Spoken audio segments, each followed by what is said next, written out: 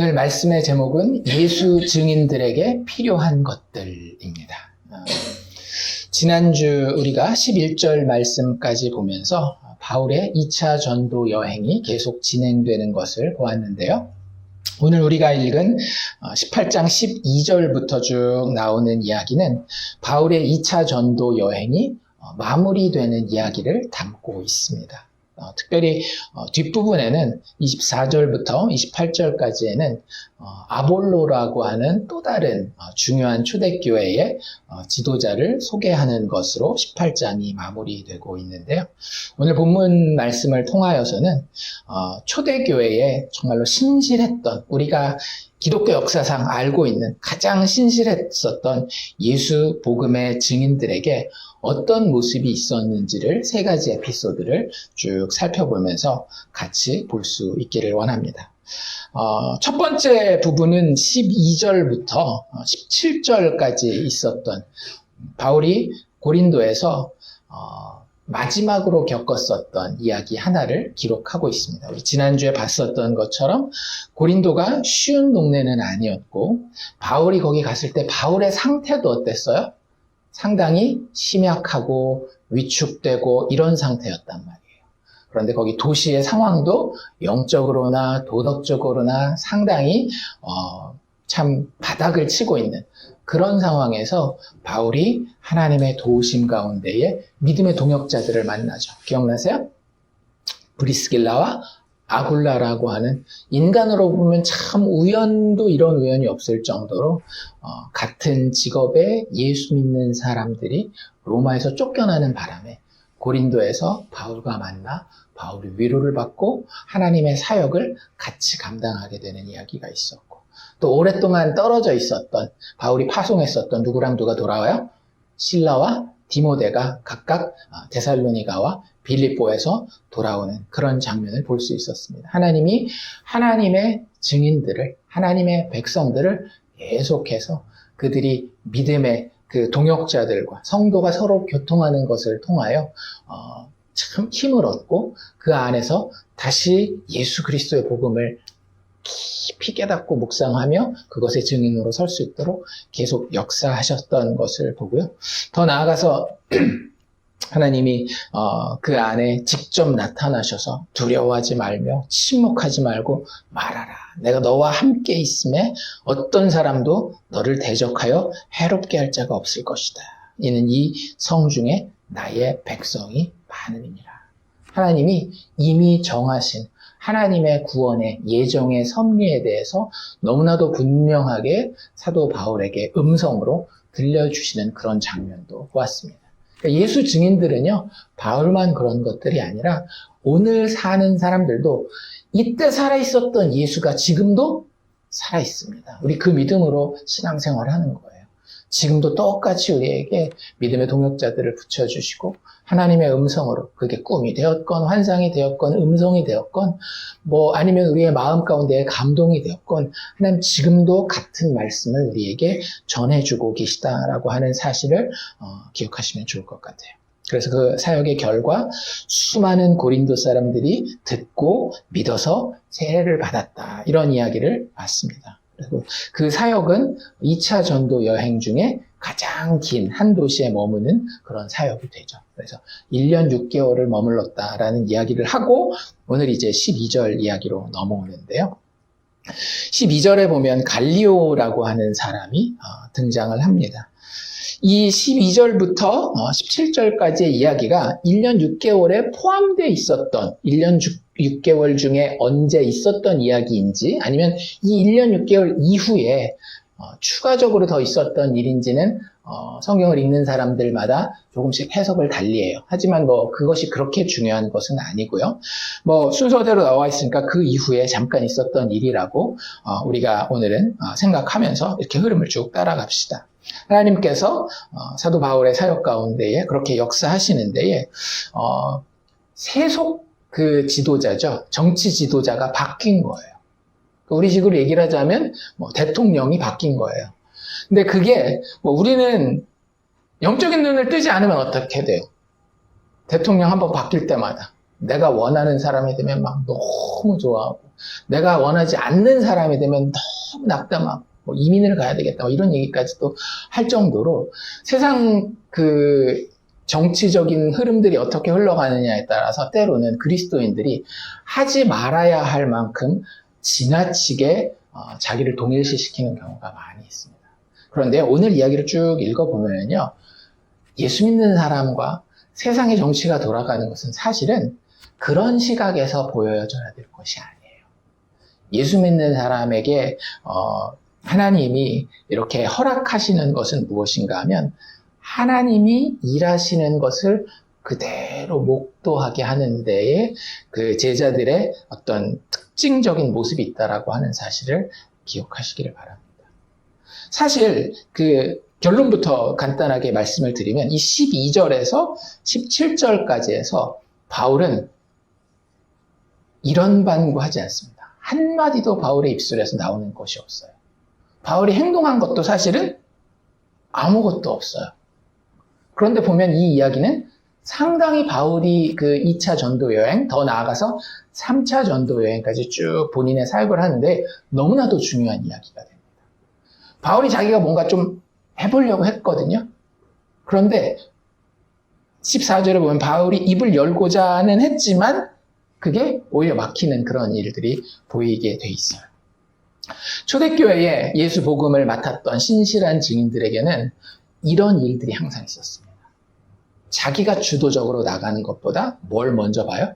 하나님이 역사하고 계시구나. 심지어 여기 모습 가운데서는 정말 영적이지 않은 것처럼 보이는 세상의 정치적인 상황마저도 하나님이 이끌고 가고 계시는 게 맞구나라는 걸 너무나도 분명하게 바라볼 수 있도록, 나는 아무것도 하지 않는 상태에서 그런 경험들을 하게 된다라고 하는 것이 우리에게 중요한 관찰의 포인트로 다가올 수 있기를 원합니다. 다시 한번 이 갈리오라는 인물의 이야기로 돌아가면, 갈리오는 그 당시에 아가야 총독으로, 아가야 지역 기억나시죠? 그 지도에서 보면 그리스 반도의 제일 남쪽 부분, 아테네라든지 뭐 이런 부분들, 고린도 이런 도시들을 포함한 부분인데, 이 아가야의 총독으로 이제 새로 부임해서 옵니다. 갈리오가 그냥 우리는 여기 잠시 지나가지만 오히려 세계사를 보면, 세속 역사를 보면 이 사람은 상당한 영향력이 있는 사람이에요.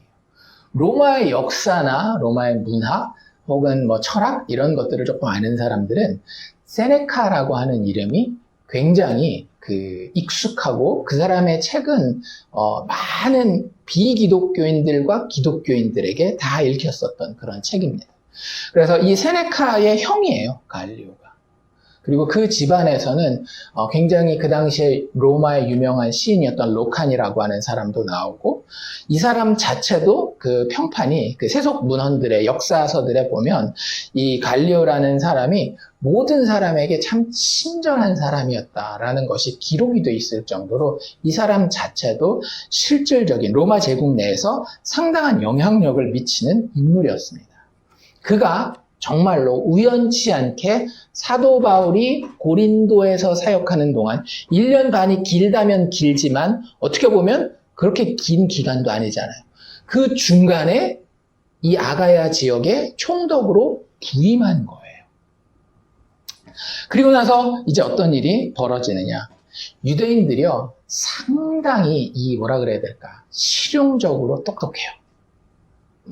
오늘날에도 그렇고, 오늘날에도 보면 한국 사람들이 장사하는데 항상 누구를 쫓아가는가 하면 유대인들을 쫓아가는 경우가 많습니다. 유대인들이 뭐 했대 그러면은, 요즘에 한국 사람들이 그 맨하탄 쪽에서 넘어가는, 벌써 몇 년 됐는데요, 그 산업이 뭐냐면 보석류들 다루는 이쪽으로, 유대인들이 뭐 했다 그러면 그쪽으로 가고, 이런 식으로 할 정도로 본인들이 가지고 있는 커뮤니티며 인사이트며 이런 것들이 많이 누적돼 있기 때문에 그게 어떤 분야가 됐건 간에 가지고 있는 어떤 실용적인 어떤 실행 능력이 참 대단합니다. 이때도 딱 뭘 봤을까요? 그 당시에 정치적인 메커니즘을, 시스템을 너무나 잘 알고 있었던 거예요. 새로운 정치 지도자가 한 지역에 부임하면 항상 그 사람들은 뭘 하기를 원하는가 하면 그 지역에, 쉽게 얘기하자면 첫 맞선을 보는 거잖아요. 잘 보이고 싶겠어요? 안 보이고 싶겠어요? 잘 보이고 싶은 거예요. 그러니까 그 포인트를 정확하게 노린 거죠. 아, 이 사람이 고린도 지역을 비롯한 아가야 지역의 총독으로 왔으니까 이 지역에 있는 사람들에게 어떤 인종들이 됐건 잘 보이기를, 또 이렇게 잘 어떤 충돌 없이 풀어가기를 원하겠구나. 그럼 우리가 그거를 지렛대를 삼아서 잘 이 상황을 이용해야지. 그게 뭐예요? 본인들이 정말로 눈의 가시처럼 여기는 기독교를 박해하고 몰아내기를 원하는 것이 그들의 계획이었습니다. 그래서 바울을 법정에다 바로 고소해요. 아가야 총독으로 이 갈리오가 오자마자 바로 고소합니다. 우리가 읽은 내용이죠. 그리고 그 내용이 상당히 정치적으로 세밀하게 나누어져 있는 걸 볼 수 있어요. 그 죄목이 뭐였느냐? 13절에 보면 이 사람이 율법을 어기면서 하나님을 경외하라고 사람을 권한다. 이게 고소 내용이었습니다. 어떻게 이런 걸 가지고 고소를 하지? 하나님을 경외하라고 하는 거 이게 잘못된 건가? 로마에 로마 신들이 있는데 성경에 있는 유대 하나님을 섬기라고 한 거 그게 잘못된 건가? 이렇게 생각할 수 있는데 사실 여기서 이 사람들이 이야기하는 것은 로마의 합법 종교라고 하는 개념이 있었어요. 그게 실제 용어입니다. 합법 종교라고 하는 것이 있었는데 legal religion, 그리고 그것이 아닌 나머지 종교들은 다 illegal religion이라고 해서 합법 종교, 불법 종교 두 가지로 나뉘는데 하나님을 경외하는 것, 이걸 뭐라고 불러요? 로마 전체 제국 하에서 이 종교는 유대교라고 불렸습니다. 맞는 거예요. 해도 되는 겁니다.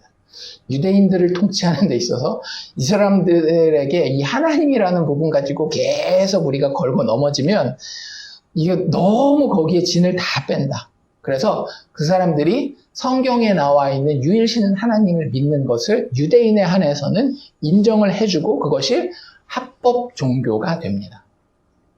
근데 문제는 뭐였는가 하면 그 유대교와 세트로 같이 가는 것들이 있을 거 아니에요. 뭐겠어요? 모세율법이라든지 그들이 가지고 있었던 전통이 그것 하나로 포함되기 때문에 이 사람들이 할례받고 이런 것들이 다른 사람 눈에는 좀 거슬릴 수는 있지만 로마 제국 내에서 살아가는 데에는 법적으로 그들이 잘 보호받는 보장되는 제도가 됐던 거예요. 근데 그 부분이 문제가 아니라 그 앞에 뭐라고 돼 있었어요?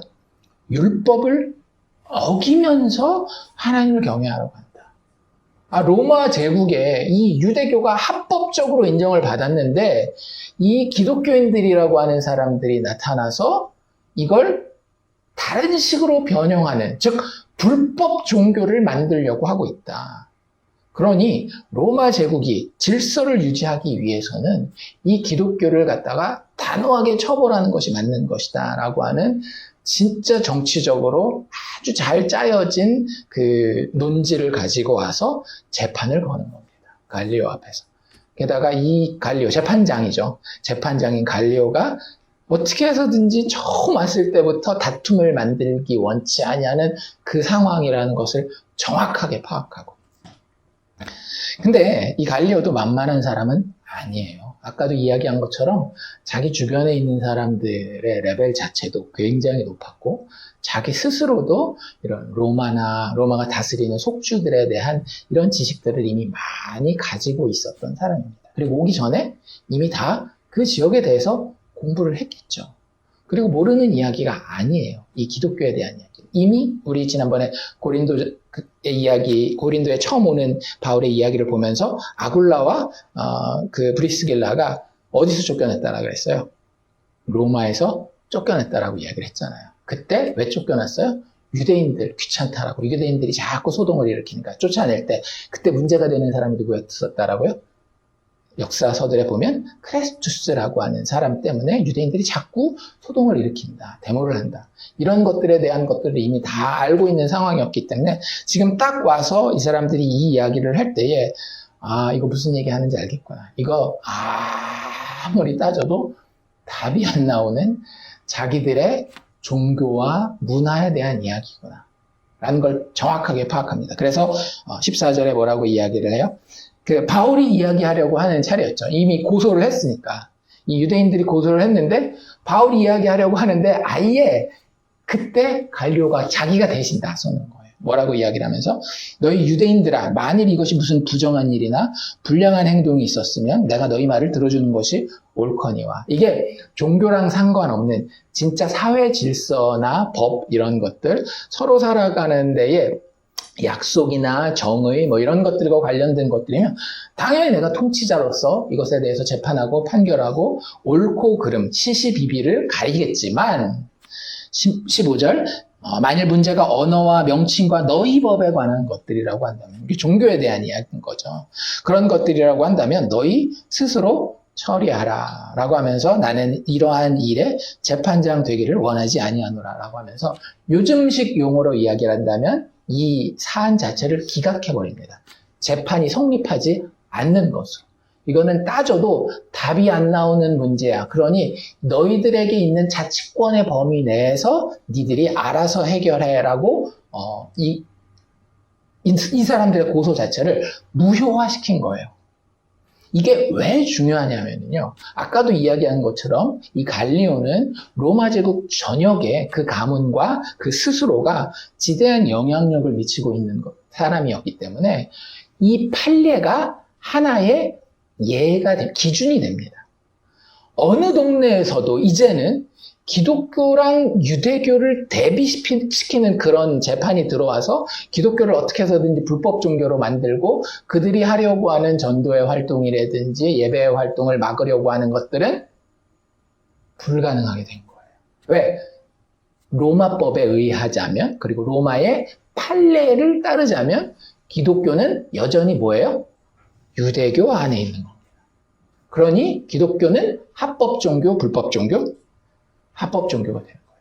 이게 굉장히 중요한 의미가 있는 겁니다. 이건 판단하는 재판장의 그 역량에 따라서 얼마든지 달라질 수 있는 거거든요.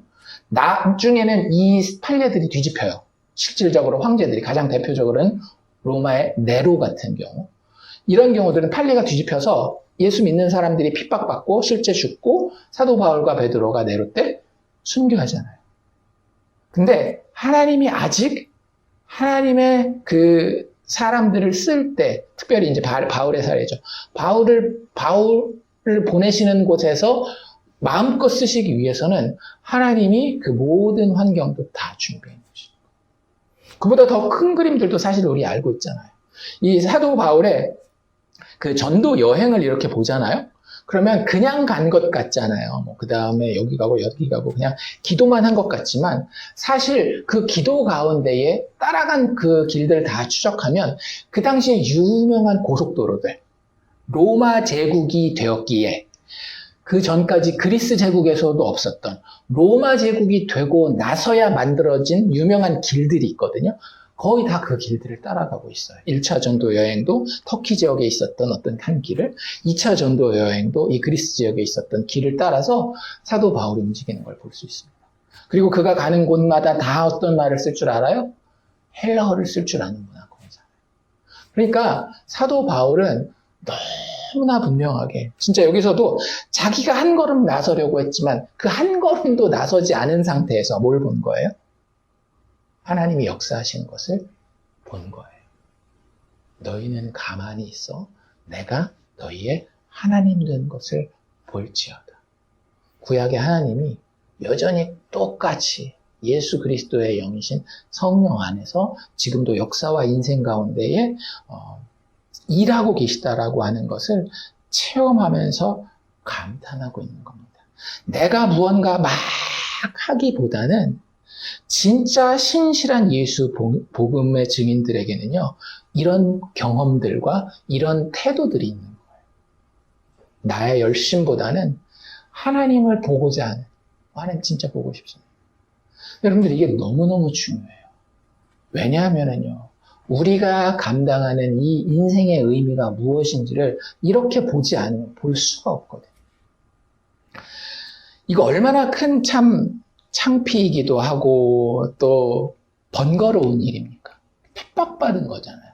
이 기독교 믿는, 예수 믿는, 복음을 전하는 바울이라고 하는 사람, 그 교회가 고소당해가지고 세상 법정에 가서 이렇게 고생하고, 나중에 보면 법정에서 쫓겨나고 어떤 일이 벌어져요? 사람들이 예수 믿는 사람들 벌 안 주니까 그 당시에 소스테네라고 하는 사람을 잡아서, 아마 이 소스테네는 우리 지난주에 봤었던 그리스보라는 회당장이 또 있었잖아요. 그 사람의 후임이거나, 왜냐하면 그리스보는 회당장이었지만 어떻게 됐어요? 기독교인이 됐잖아요. 그러니까 이제는 회당에서 그 사람은 에이 넌 됐어 하고 이 소스테네를 새로 후임으로 뽑았든지, 아니면 큰 회당들은 회당장이 여러 명 있었기도 한다라고 합니다. 그래서 뭐 그런 상황이었는지 모르겠지만 그 소스테네를 데려다가 법정 앞에서 막 때리고, 야, 그러면 사람들이 겁나지 않겠어요?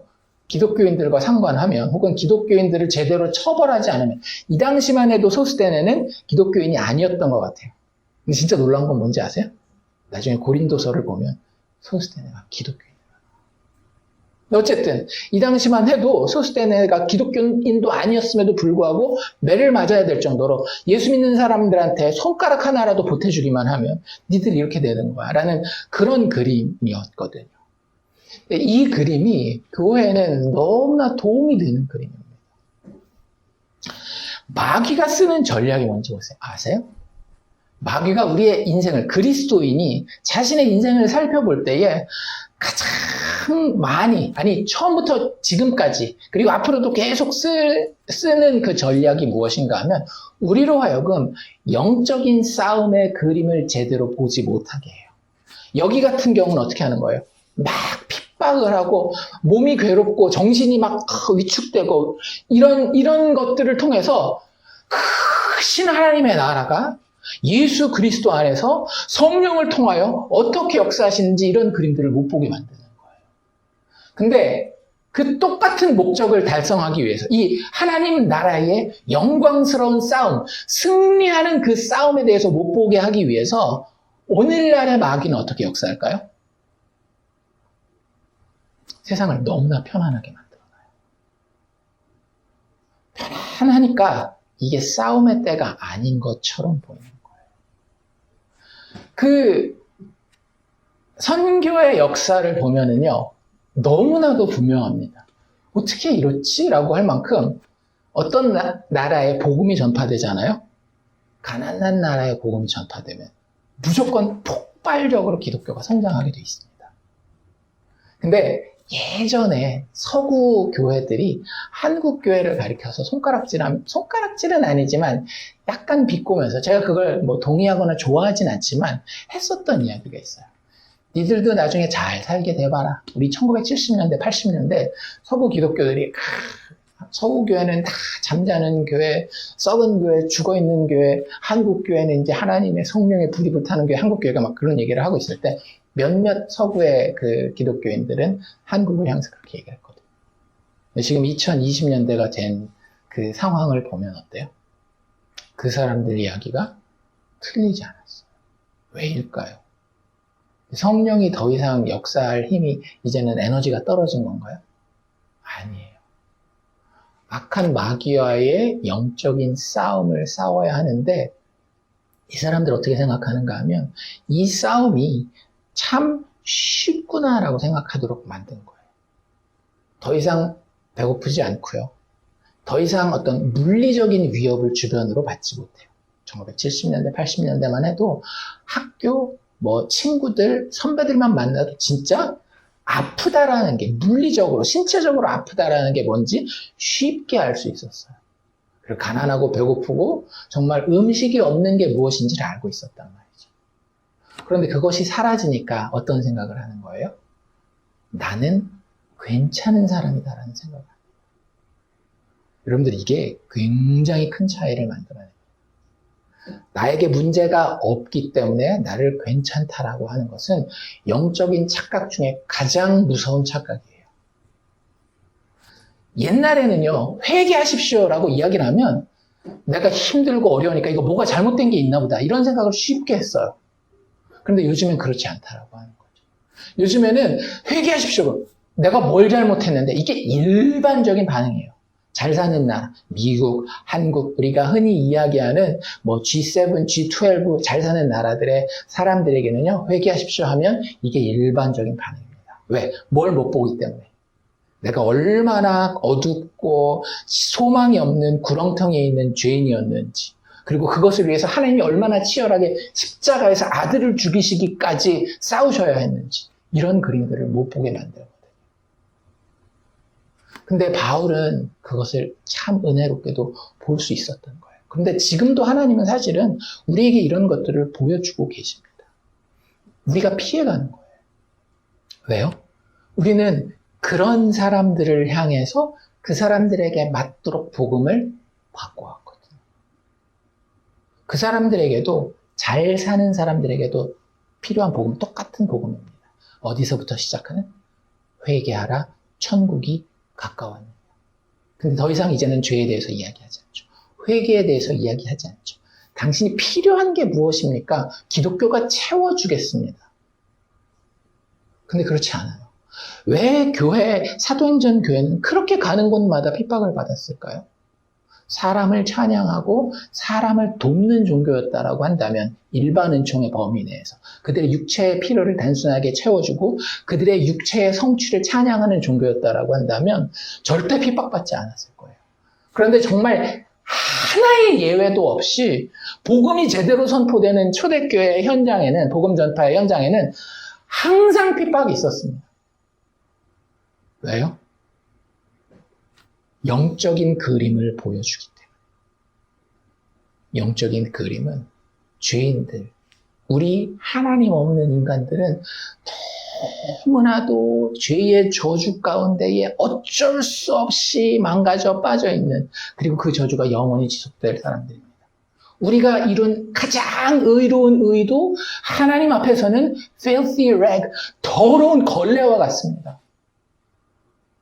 그게 우리의 인생을 바라보는 관점이어야 되거든요. 우리 갈라디아서 지난주 성경 공부할 때도 어떤 표현이 있었어요.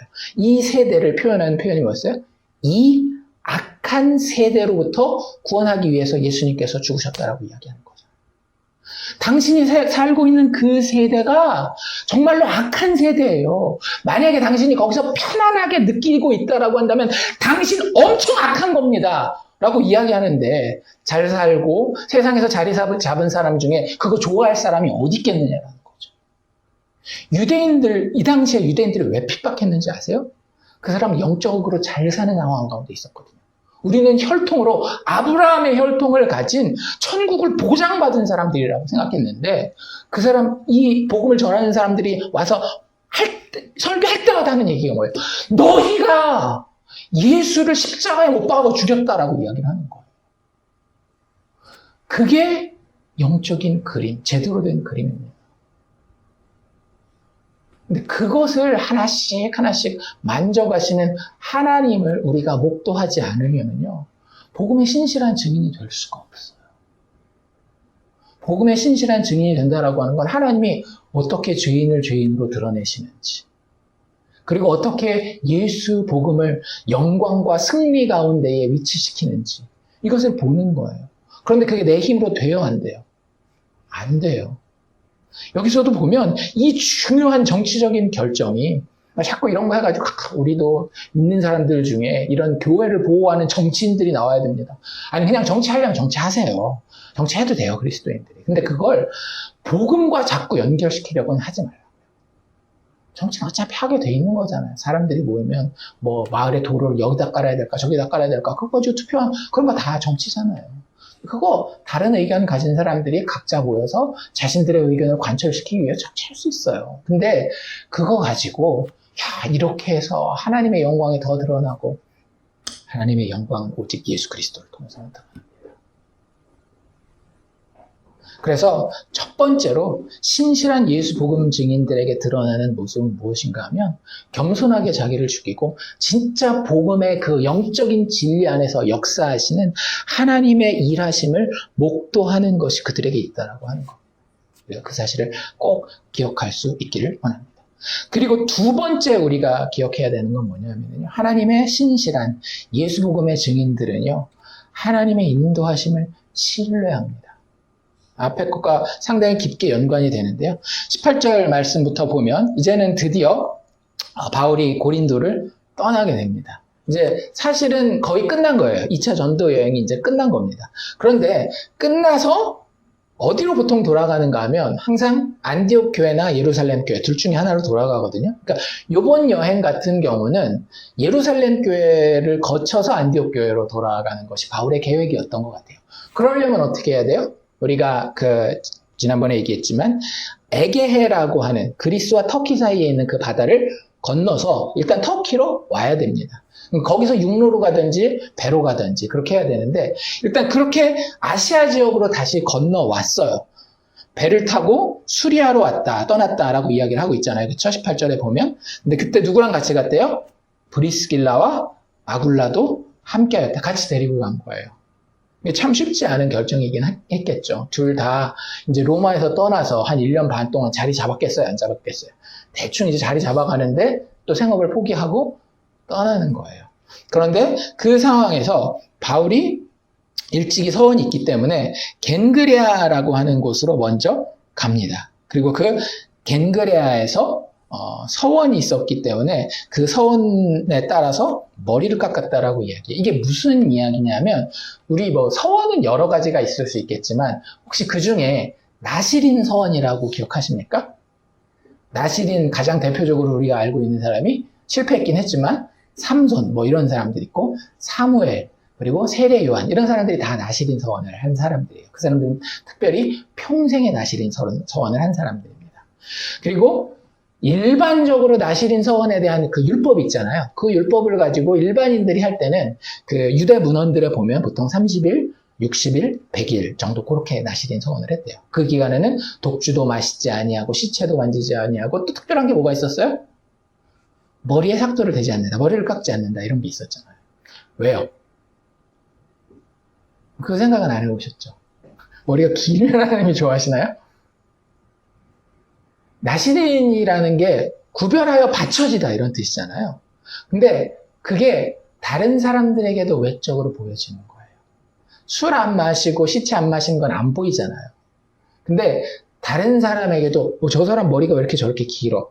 그럼 일단 유대인 공동체에서 뭐라고 생각하는 거예요? 하나님 앞에 서원해서 일정 기간 동안에 하나님 앞에 모두 다 이렇게 바치기로 한 어떤 이유가 있는지 정확한 이유는 모르겠지만 나시린 서원을 한 사람이구나. 그래서 그 사람을 어떻게 해서든지 그 서원을 하나님 앞에 거룩하게 잘 지킬 수 있도록 공동체가 같이 도와줍니다. 유대 공동체가 타락했을 때는 어떻게 했을까요? 아모스서 같은 데 보면 이 사람들 일부러 데리고 술 내시고 막 그랬어요. 어쨌든 그런 서원이 나시린 서원이었습니다. 근데 그 서원이 30일이었는지 60일이었는지 100일이었는지 이 바울의 케이스는 정확하게 기간은 모르겠지만 아마 그게 언제가 되든지 간에 어디서 한 서원이었겠어요? 그럼 그 기간을 대충 따져보면 고린도에서 했었던 서원이겠죠. 아마 이런 것들이었을 것 같아요. 사역과 관계되어서 하나님 앞에 본인이 정말로 하나님이 역사하시는 것을 보고 감격해서 하나님을 찬양하거나 하나님 앞에 특별히 내가 어떤 것을 해야 되겠다라는 그런 다짐 이런 것들이었을 것 같아요. 그런 것들이 이제 잘 마무리가 된 거예요. 그래서 그 마무리된 것을 기념하기 위해서 머리를 깎는데 사실 거기서 끝나지 않아요. 이 나시린 서원이 끝나면 그 머리를 깎을 뿐만 아니라 그 깎은 머리카락을 들고 어디를 갈까요? 성전에 갑니다. 그리고 하나님 앞에 번제를 드리고 속죄제를 드리고 화목제를 드리면서 거기에 같이 그 머리카락을 태웠어요. 근데 그걸 이제 하는 과정 가운데에 겐그레아에 가서 머리를 깎고 거기 겐그레아는 아직 그 아가야 있는 데거든요. 거기서 배를 타고 에게해를 건너서 어느 도시에 도착하는가 하면 19절에 에베소에 가게 됩니다. 거기는 사역을 하기 위해서 머무른 게 아니에요. 왜냐하면 아까도 이야기한 것처럼 이 나시린 서원은 머리카락을 어떻게 하는 것에서 완결된다라고요? 하나님 앞에 번제 드리는 가운데에 태우는 데에서 완성이 되니까 사도 바울의 최종적인 목적지는 어디겠어요? 예루살렘이겠죠. 성전이 있는. 그리고 빨리 이걸 완결을 해야 되니까 가야 되는 형편이에요. 그런데 일단 에베소라고 하는 도시에 머물렀고 거기에서 회당에 들어갈 기회가 있었던 것 같습니다. 그래서 회당에 들어가서도 거기서도 유대인들과 변론을 하게 되고요. 하나님이 역사하신 몇몇 준비된 사람들은 바울에게 뭐라고 요청하는가 하면 더 오래 있어 주십시오라고 요청을 합니다. 그런데 바울이 어떻게 해요? 바울이 허락하지 않습니다. 여러분들, 우리가 복음 전도자라고 한다면 영혼의 그 반응이 있을 때 알잖아요, 그 느낌. 와, 진짜 너무 이쁘고 아름답고 하나님 역사하시려나 보다 막 이런 기대도 있고 막 내가 뭐라도 해주고 싶고 막 이런. 근데 사도 바울이 여기서 인간적인 욕심을 부려요? 안 부려요? 안 부려요. 그냥 하나님이 자신에게 허락하신. 근데 이게 이때는 어땠어요? 기도했는데 기도해보니까 에베소 지금은 아니다 이랬어요? 아니죠. 아까 이야기한 것처럼 되게 자연스럽게 이미 스케줄이 잡혀 있었던 거예요. 그쵸? 서원을 했었고 서원을 따라서 겐그라에서는 머리를 깎았고 이 머리 깎은 걸 이제는 곧바로 어디로 가져갈 생각이었던 거예요? 예루살렘으로 가져갈 생각이었는데 그 중간에 머무는 거기서 지체하지 않기를 원했던 거예요. 그래서 그렇게 해서 아마 그리고 그때 절기가 하나 같이 겹쳤었던 것 같습니다. 그래서 그 절기를 지키면서 서원을 마무리하려고 에베소에 머무는 것을 허락하지 않아요. 근데 그걸 허락하지 않으면서 작별할 때 이런 이야기를 합니다. 뭐라고 이야기를 했죠? 21절 작별하여 이르되 만일 하나님의 뜻이면 너희에게로 돌아오리라. 무슨 마음이 있는 거예요? 하나님의 인도하심에 완전한 신뢰가 있는 거예요. 인간적인 욕심으로 보면 지금 뭐예요? 이야, 다 잡은 고기를 지금 놓치는 것 같은데? 이런 느낌이 있는 거예요. 그런데 그렇지 않아요.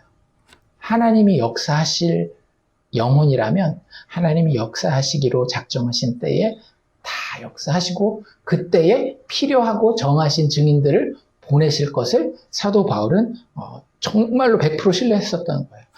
그러니까 여기서는 잘 보이지 않지만 그런 어떤 비슷한 예가 또 하나가 뭐냐면 여기 겐그레아에 잠깐 들렸잖아요. 거기서 뭐 했다라고요? 머리만 깎았단 말이에요. 근데 우리는 머리만 깎았을 것으로 생각하는데 로마서 16장에 넘어가잖아요. 로마서 16장에 가면 16장이 혹시 무슨 내용인지 기억하세요? 마지막 인사말 하면서 여러 사람이 누가 인사하고 하는데 그 중에 1절에 나와 있는 사람이 있어요. 로마서 16장 1절에. 누구냐 하면 이 로마서를 들고 로마에 갈 사람이에요. 그 사람의 이름은 여집사 베베, 영어로는 피비라고 하는 사람이었어요. 근데 그 사람에 대해서 소개할 때 뭐라고 얘기를 하는가 하면 겐그레아 교회의 베베를 추천한다 이렇게 얘기를 해요. 그러니까 하나님이 구원할 자면 바울이 머리를 깎으러 갔더라도 만나서 구원하는 거예요. 거기 교회도 생기는 거예요. 그러니까 바울이 그런 걸 경험하니까 하나님을 신뢰하게 되는 거죠. 우리는 자꾸 이 영적인 싸움을 증인되는 그리스도인의 인생을 그걸 못 보기 때문에 어떻게 하는 거예요? 인간적으로 싸워보려고 하는 거예요. 저 사람의 필요가 적으면 저 필요를 채워주면 그 필요도 채워주면서 영혼도 구원할 수 있지 않을까? 아니요. 그 사람의 육적인 필요를 채워주는 거는요. 교회가 안 하는 일은 아닙니다. 하긴 해요. 그런데 그냥 쫓아오는 거예요. 뭘 하다 보니까. 하나님이 맡기시는 그 일에 인도하시는 그대로 따라가다 보니까.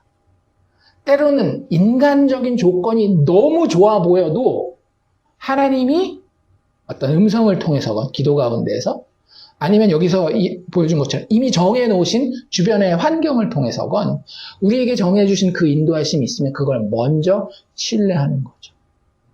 에베소에 대한 마음이 사도 바울이 없지는 않았던 것 같아요. 분명히 있었던 것 같습니다. 나중에 와서 사도 바울의 1차, 2차, 3차 전도 여행 통틀어서 제일 오래 있었던 곳이 어딜까요? 에베소예요. 근데 그런 것들을 생각하면 에베소에 대해서 마음이 없었던 것은 아니지만 그보다 뭐를 더 신뢰했었던 거예요? 내 마음보다는, 내 열심보다는 하나님의 인도하심을 먼저 신뢰하게 됩니다. 그래서 에베소를 과감하게 떠나서 아까 이야기한 대로 예루살렘에 들렸다가 예루살렘에서 다시 안디옥으로 복귀하게 됩니다. 예루살렘에 갔는지는 어떻게 하나요? 안 나와 있는데 22절에 보면 가이사랴에 상륙하여, 가이사랴가 사실은 한국으로 따지자면 인천 같은 데예요. 인천에 배가 들어왔다. 그럼 대부분 그 배에 있는 사람들이나 물건 어디로 가요? 서울로 가잖아요. 그런 것처럼 가이사랴에 상륙하면 대부분 예루살렘으로 가고, 그 다음에 더 중요한 표현은 뭐냐면 올라간다라는 표현이 있어요. 유대사회에서 올라가는 곳은 딱 한 곳밖에 없습니다. 고도가 가장 높은 예루살렘. 그래서 예루살렘에 간 것이고, 거기에 가서 교회 안부를 물은 후에 안디옥으로 내려갔다. 그리고 나서 23절부터 이제 뭐가 시작되는 거예요? 얼마 있다가 한 몇 개월 정도 있었다라고 보통 학자들이 생각하거든요. 길면 한 6개월 정도 있다가 바로 다시 3차 전도 여행을 시작하면서 본인의 첫사랑, 어디예요? 갈라디아 지역에 있는 루스드라, 더베, 이고니온, 그것을 다시 돌아보는. 그러니까 바울이 절대 매정한 사람이 아닙니다. 한 번 안 사람들에 대해서 되게 막 마음을 많이 써요. 물론 영적인 그런 어떤 관심도 있긴 하지만 사람 자체가 되게 애정을 많이 쏟고 관심을 가지고 집중해주고 이런 사람이었던 거예요. 어쨌든 다시 한번 이 두 번째를 정리하면 바울은 인간의 욕심으로 사역하지 아니하고 하나님의 계획에 맡겼다라고 하는 거죠.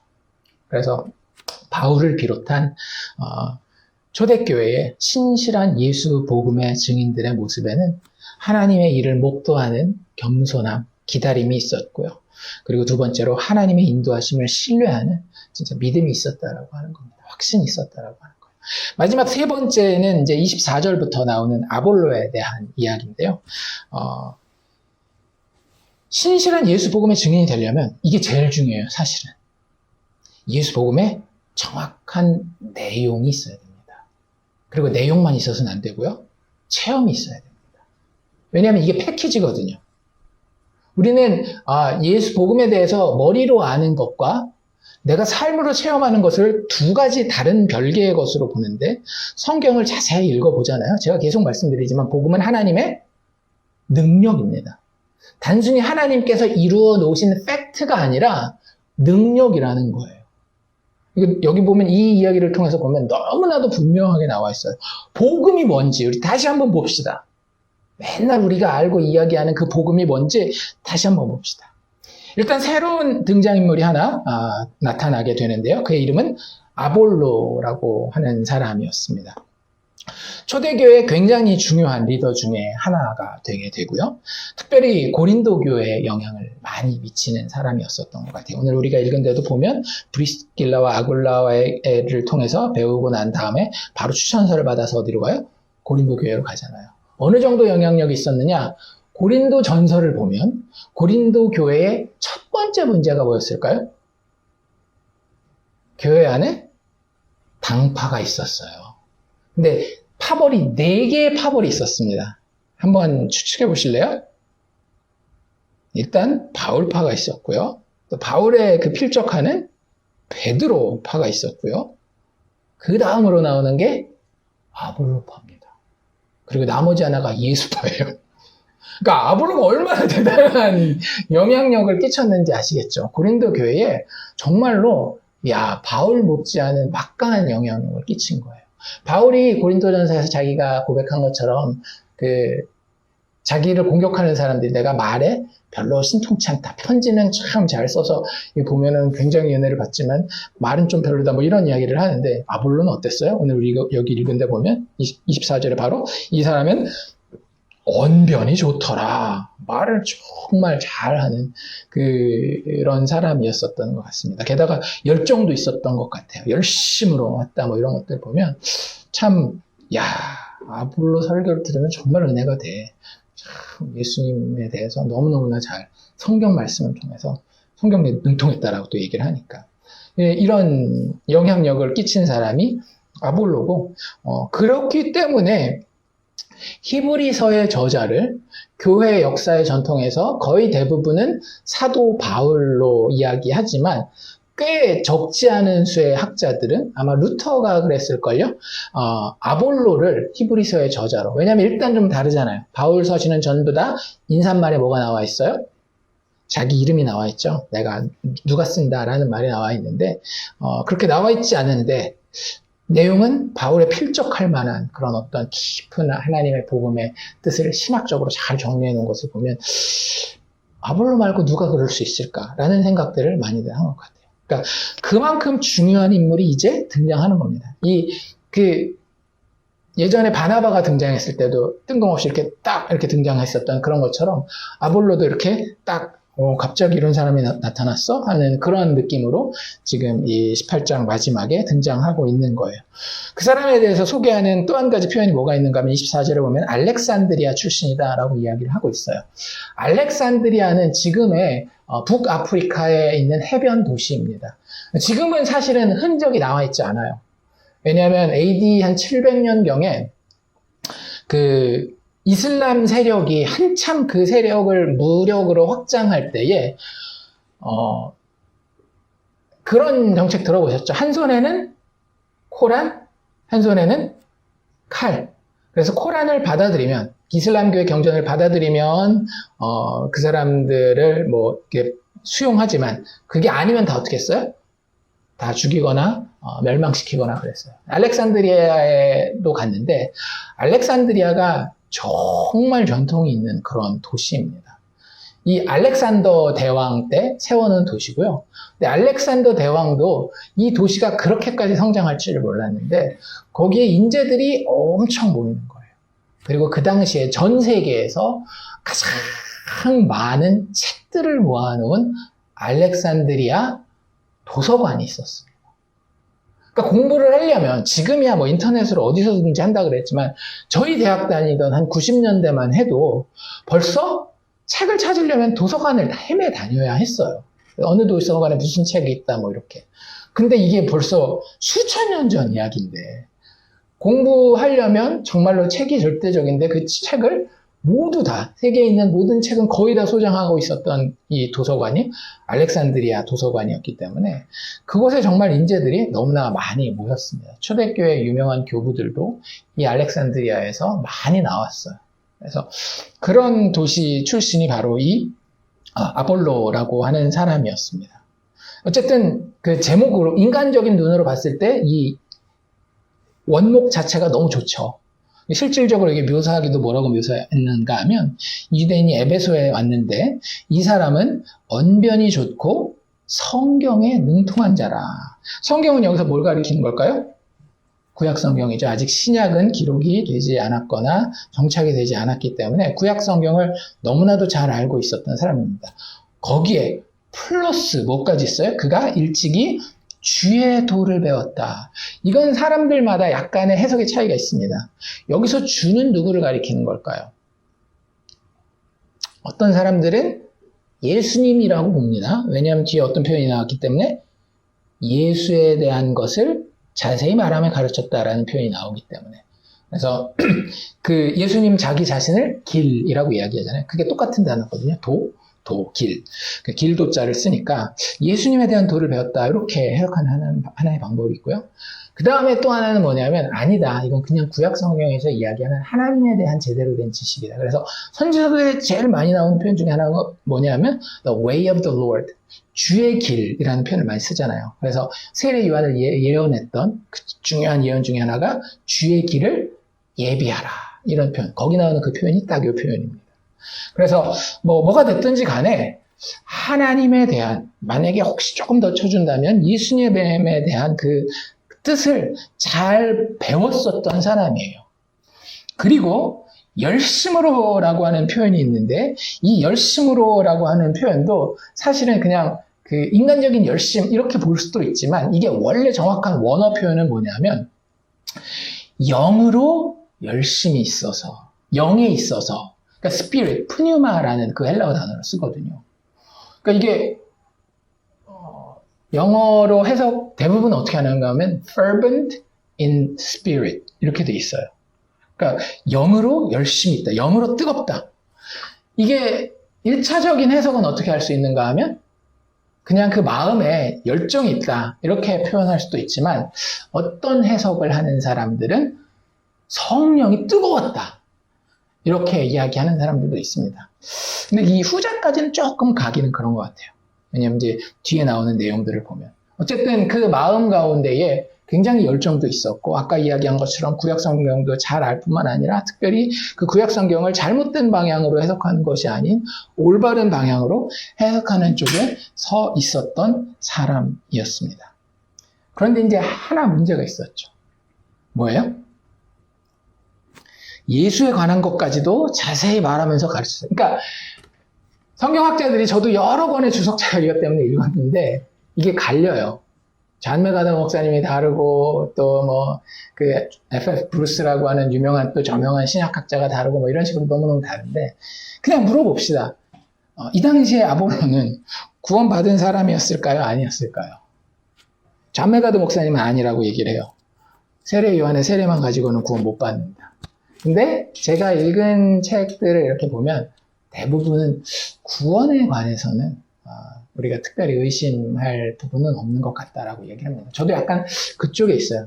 개인의 구원과 그 구원의 시점에 대해서는 우리가 모르는 거니까 교만하게 이때 구원 받았다 못했다 본문이 밝히지 않는 한 이야기하지 않는 것이 좋은 것 같고, 근데 이제 그 이야기를 하는 사람들은 여기 이 교제, 브리스길라와 아굴라와의 교제가 끝나고 나서 세례받았다라는 이야기가 따로 없거든요. 그래서 아마 그 당시에 사람들, 기독교 공동체에는 성경학자들 중에 일부는 이런 이야기를 합니다. 세례 요한의 세례를 교회는 그대로 받아주는 것으로. 예를 들자면 뭐 이런 거예요. 천주교에서 세례를 받은 사람들 있잖아요. 영세를 받은 사람들을 개신교에서는 대부분 다시 세례를 주지는 않습니다. 교단마다 다를 수는 있지만. 그런 개념이었다고 보시면 좋을 것 같아요. 그래서 그렇게 세례를 받은 기록이 없는 것을 봐서는 구원을 이미 받은 상태였지 않나라는 이야기를 하는 분들이 상당히 더 많이 있습니다. 어쨌든 그 부분은 우리가 정확하게 이야기하는 것은 좀 힘들다라는 결론을 가지고, 더 중요한 것은 뭔가 하면, 그런데 이 아볼로가 전하는 예수의 이야기에는 뭔가 부족함이 있었다 없었다? 있었던 거예요. 그걸 여기서 뭐라고 표현하고 있는가 하면, 예수에 관한 것을 자세히 말하며 가르치나 요한의 세례만 알 따름이라. 이게 무슨 뜻일까에 대해서 좀 많이 고민해 볼 필요가 있어요. 일단 뭐는 알고 있었던 거예요.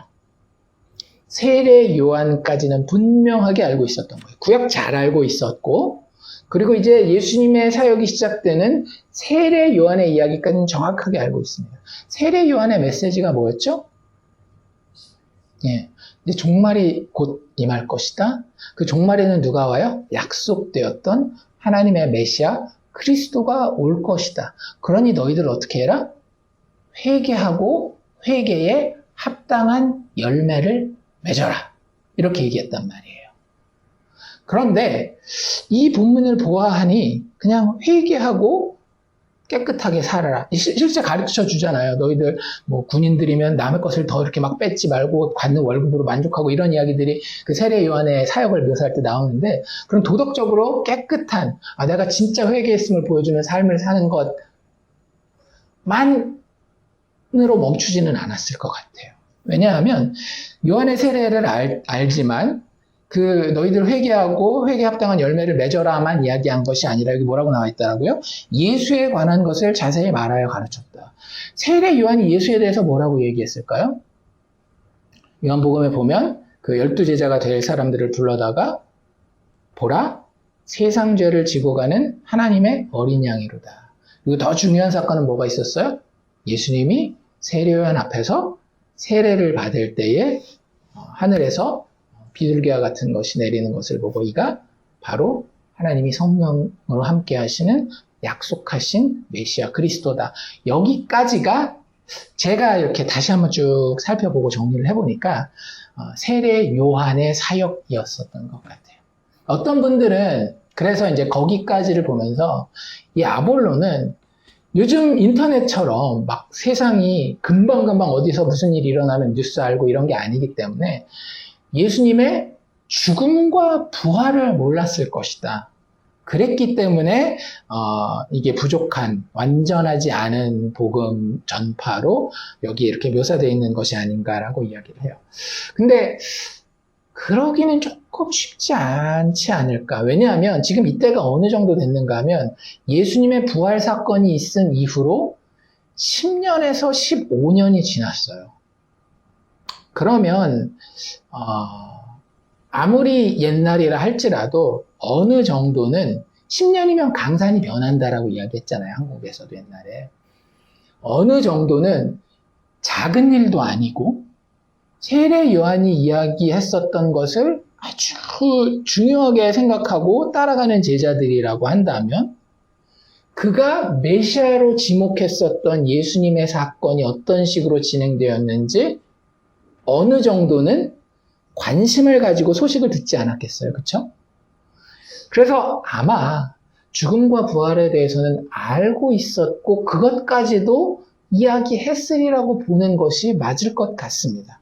그럼 뭐랑 딱 맞아떨어져요? 세상 죄를 지고 가는 하나님의 어린 양으로서 대속의 죽음을 죽으신 하나님이 정하신 메시아 예수. 이런 이야기들을 무엇에 근거하여서 구약 성경 본문에 근거하여서 잘 가르쳤었던 것 같아요. 어디에서? 에베소에서 회당에 가 그 이야기를 잘 했었던 겁니다. 근데 거기서 누구를 만났다라고요? 바울이 데리고 와서, 바울도 참 어떻게 보면 무정해요. 야, 여기 우리 고린도 떠납시다 해서 고린도를 떠났는데 자기는 거기를 떠나서 예루살렘 거쳐 안디옥으로 돌아갔으면서 이 둘한테는 브리스길라와 아굴라는 당신네들 거기 머무르세요 라고 이야기를 하면서, 그러니까 아까도 이야기한 것처럼 사도 바울이 마음이 진짜 막 완악하고 이런 사람이 아니에요. 정도 많고, 그리고 아까도 이야기한 것처럼 에베소 교회의 가능성을 봤었던 사람이에요. 그래서 거기에 누구를 남겨놨던 거예요? 브리스길라와 아굴라를 남겨놨던 겁니다. 일반적으로 나중에 브리스길라와 아굴라는 다시 어디에서 등장하는가 하면 로마에서에서 등장합니다. 그러니까 다시 로마로 복귀한 것 같아요. 나중에는. 그러니까 그런 걸 보면 여기도 임시로 머무는 건데 아마 대략 5년 정도 머물지 않았을까 이런 이야기를 합니다. 그게 이제 나중에 다시 바울이 돌아와서 에베소에서 본격적으로 사역하는 그 기간을 다 포함하는 거거든요.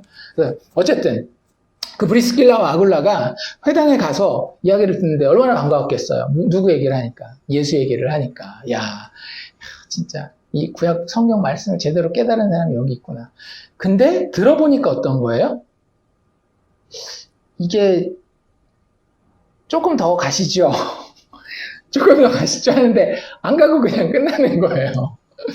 그래서 그게 무엇인가에 대해서 우리가 조금 생각할 필요가 있는 것 같아요. 그래서 26절에 그가 회당에서 담대히 말하기 시작하거늘 브리스길라와 아굴라가 듣고 데려다가 하나님의 도를 더 정확하게, 틀린 건 아니지만 더 정확하게 부족한 부분을 메꿔 주어서 풀어 일러 주었더라, 알려 주었더라 이렇게 이야기를 하고 있습니다. 그러니까 그게 무엇일까? 진짜 중요한 부분인 것 같아요. 저도 이걸 보면서 이 아볼로의 모습이 현대 교회의 모습과 정확하게 일치한다는 생각을 했습니다. 현대 교회가 신학적으로 뭘 따릅니까? 신약 성경 말씀을 따릅니다. 여기서 조금 더 나가면 사도들의 고백이라고 인정받고 있는 사도신경을 따릅니다. 더 신학적으로 우리 정통이야라고 이야기하는 데는 나이시인 크리드, 니케아 그 고백, 신앙 고백을 따릅니다. 그리고 거기서 더 나가서 우리는 더 치밀하게 예수님에 대해서, 예수님의 신성과 인성에 대해서 다 인정해 하는 사람들은 칼케돈 신경, 사도신경이 아니라 칼케돈 신경이라고 또 있거든요. 신앙 고백서를 따릅니다.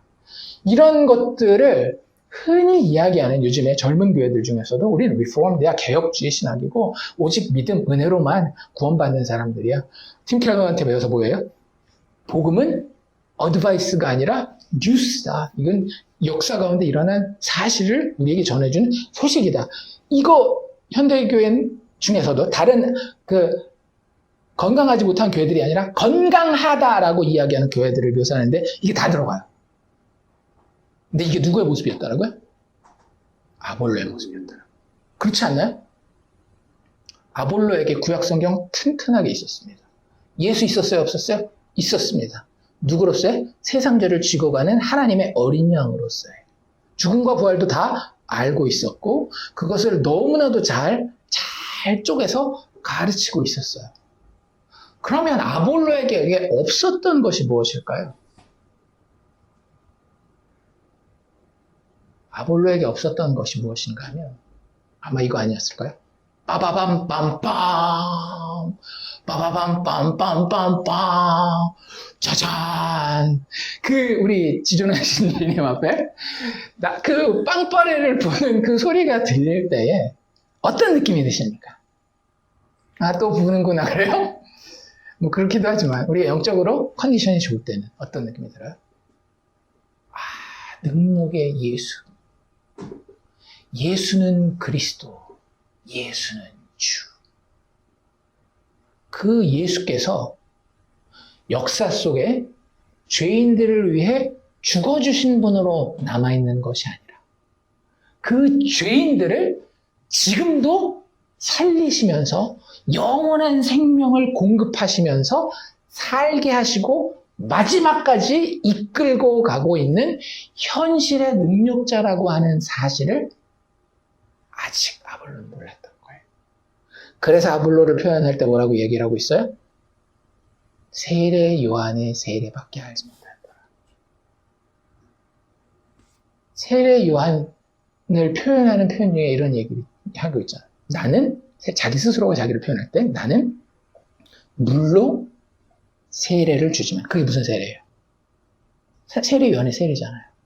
죄사함을 얻게 하고 어린 양을 바라보게 하는 나는 물로 너희에게 세례를 주지만 내가 감당하지 못할 하나님이 정하신 그 메시아가 그리스도께서 오시면 너희에게 어떻게 세례를 줄 것이다? 성령으로 세례를 줄 것이다. 죽음에서 일어난 것이 과거의 팩트로서 나에게 어떤 신학적인 논리를 제공해주는 그 근거로 그치지 않는다는 거예요. 그 예수 지금도 살아계셔요. 우리가 아까 이야기했던 첫 번째 그 성도가 가져야 되는 하나님의 일을 목도하고 하나님 진짜 일하시는 것을 볼 수 있는 것은 예수가 지금 내 안에 현실로 살아계셔야 되는 거예요. 죄인인 나를 위해 죽으셨는데 왜 죽으셨어요? 나랑 같이 살려고. 나랑 같이 사는 게 과거예요? 그럴 수 없죠. 현실인 거예요. 현대교회는 이걸 잃어버렸습니다. 신학적으로 올바른 건강하다라는 교회들 이야기를 하는 거예요. 저희들 스스로를 포함해서 예수 그리스도께서 죄인을 위하여 약속대로 오셔서 죽으시고 다시 살아나셨습니다. 그분의 대속의 은혜 때문에 우리는 이 세상에서의 영적 모든 전쟁이 끝날 때에 하나님의 심판대 앞에 서서 의로운 자로 인침을 받게 되었어요. 그런데 그 과정의 모든 순간들도 예수님이 성령을 통하여 살아서 그분의 의를 계속 공급하고 계시기 때문에 그리스도인의 삶 가운데는 뭐가 있을 수밖에 없다? 능력이 나타날 수밖에 없다라고 하는 것이 예수님이 성령으로 세례 베푸시는 복음의 패키지라고 합니다. 제가 계속 그 말씀 드리잖아요. 복음의 패키지. 예수님이 약속되었고 약속대로 오셔서 죽으셨을 뿐만 아니라 죽으신 그분이 다시 살아나셔서 지금 그 의롭게 하시는 능력으로 성도의 삶 가운데에 살아계시다. 성령을 통하여서. 이게 복음의 패키지라니까요. 그래서 복음이 능력이라는 거예요. 그래서 세례 요한이 한 이 이야기는 정말 의미가 있습니다. 뭐라고 이야기했는가 하면 우리 잘 아는 얘기예요.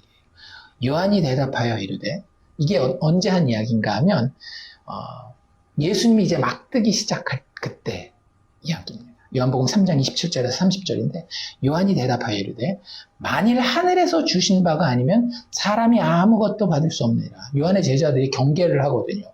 당신이 세례를 베푼 그 사람이 저쪽에서 사역하는데 거기 사람이 더 많은 것 같아요.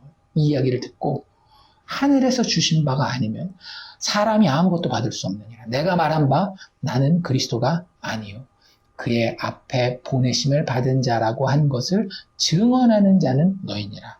신부를 취하는 자는 신랑이나 서서 신랑의 음성을 듣는 친구가 크게 기뻐하니 나는 이러한 기쁨으로 충만하였노라. 그리고 마지막에 뭐라고 얘기를 해요? 그는 흥하여야 하겠고 나는 쇠하여야 하리라.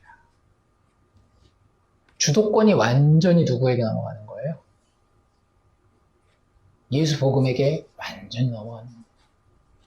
세례 요한의 제자들, 요한의 세례만 알았었던 사람들 어떻게 살았을까요?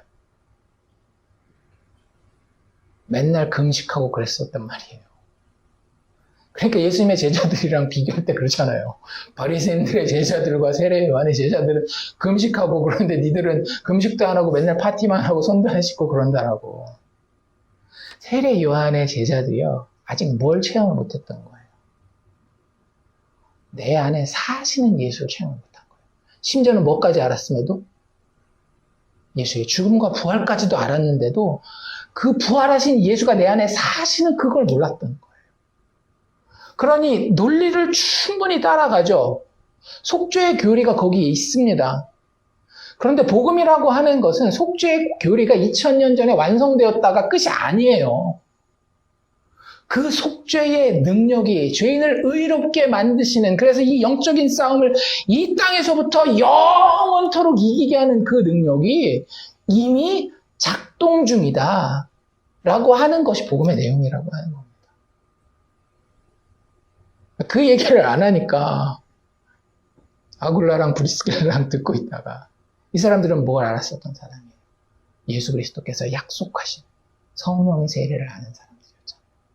그것에 대해서 이야기해 줄 때에 아볼로도 다시 한번 생각해보고 묵상하고 구약성경도 또다시 한번 살펴보고 하는 가운데에 더 정확하게 하나님의 도, 즉 예수 복음에 대해서 알게 되었던 겁니다.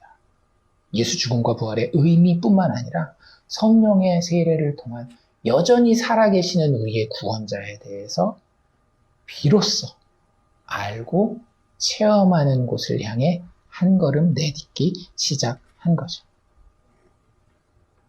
그의 믿음의 내용은 이런 것들이었을 거예요. 에베소서 2장 8절에 나와 있는 것처럼 너희는 그의 은혜로 인하여 믿음으로 말미암아 구원을 받았으니 이것은 너희에게서 난 것이 아니요 하나님의 선물이라. 예수 그리스도께서 죽으시고 다시 살아난 것에 대해서 다시 한번 이 브리스길라와 아굴라에게 들었을 때에 어쩌면 조금이라도 남아있을지 모르는 세례 요한의 제자들이 가지고 있었던 우리가 열심히 이제는 회개에 합당한 열매를 맺어야 돼라고 하는 그런 성향마저도 이제는 다 버리고 다 뭐예요? 하나님의 은혜요. 내가 아무것도 할 수 없기 때문에 하나님 신뢰하는 믿음밖에 없습니다. 이 자리로 나아가고 또 사도행전 2장 38절에 나와 있는 것처럼 베드로가 이렇게 설교했거든요. 베드로가 이르되 너희가 회개하여 각각 예수의 이름으로 세례를 받고, 근데 그 세례의 효과가 어떻게 되느냐? 죄사함을 받으라. 그리하면 성령을 선물로 받으리. 이런 이야기들까지 이제는 다 자기 것으로 온전히 수용하여서 영적으로 진짜 온전한 복음을 가진, 예수 복음의 정확한 내용과 체험을 가진 자가 되었다라고 하는 거예요.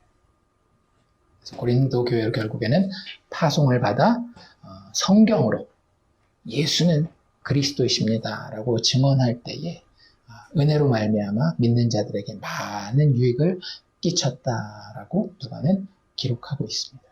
다시 한번 말씀드리지만 예수 복음의 신실한 증인들에겐 복음의 내용과 그 성령을 통한 그 복음에 대한 체험이 가장 중요한 부분입니다. 이 복음이 나에게 살아있는 것이냐 아니면 그냥 죽어있는 것이냐. 자, 말씀을 마무리합시다. 제가 세 가지를 말씀드렸죠. 하나님의 일하심을 목도해야 된다. 그리고 하나님의 인도하심을 신뢰해야 된다. 더 나아가서 예수 복음의 정확한 내용을 알고 그것을 체험해야 된다. 그게 초대교회 신실한 예수 복음의 충만한 증인들, 신실한 증인들에게 있었던 모습들이다라고 이야기를 했는데 한 가지 뭐라 그래야 될까? 워닝, 경고를 드린다라고 한다면 이걸 이렇게는 이해하지 마시기를 바랍니다. 이걸 사람이 노력하는 기술로는 받아들이지 마세요. 아, 그래. 그러니까 내가 이렇게 하나님이 일하는 걸 보려고 막 해야 되겠다. 뭐, 이거 하나님의 인도하심을 내가 어떻게 해서든지 막 꼭 믿어야 되겠어. 뭐 이런. 아니면 뭐 공부를 열심히 해서 내가 체험해야 되는데 어떻게 체험해야 될까. 막 이런 것들. 사람이 노력하는 기술의 영역에 대한 이야기를 제가 하려고 하는 것은 아니었어요. 인간의 애씀, 이런 것들 아니에요. 오히려 이것은 무엇에 대한 것인가 하면 그냥 하나님이 초대교회 가운데에서 신실한 증인들에게 어떻게 역사하셨는지에 대한 하나님에 대한 이야기였습니다. 하나님은 예수의 증인들을 당신이 직접 준비시키십니다.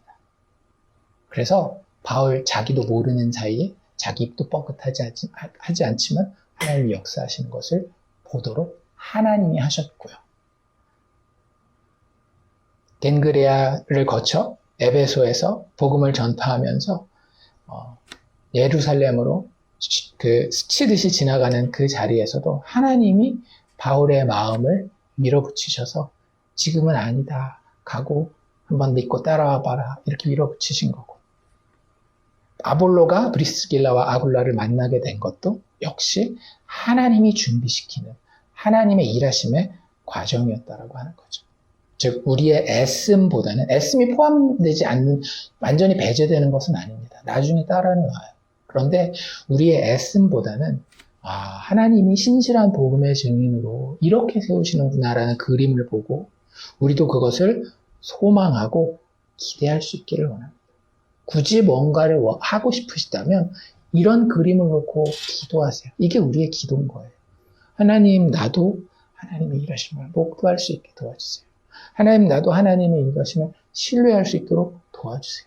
하나님, 나도 더 이 복음의 정확한 내용을 정말로 말씀에 근거해서 알고 그리고 실질적으로 살아있는 예수님 체험할 수 있도록 도와주세요. 그 정도면 우리에게는 충분하다라고 하는 겁니다. 왜냐하면 증인은 하나님의 일하심을 목도하고 그분의 인도하심을 신뢰하며 성령의 도우심으로 예수 복음을 이해하고 감격하고 체험하게 되는 사람이기 때문에 그 정의 자체가. 그래서 우리는 그렇게 되어 가는 것입니다.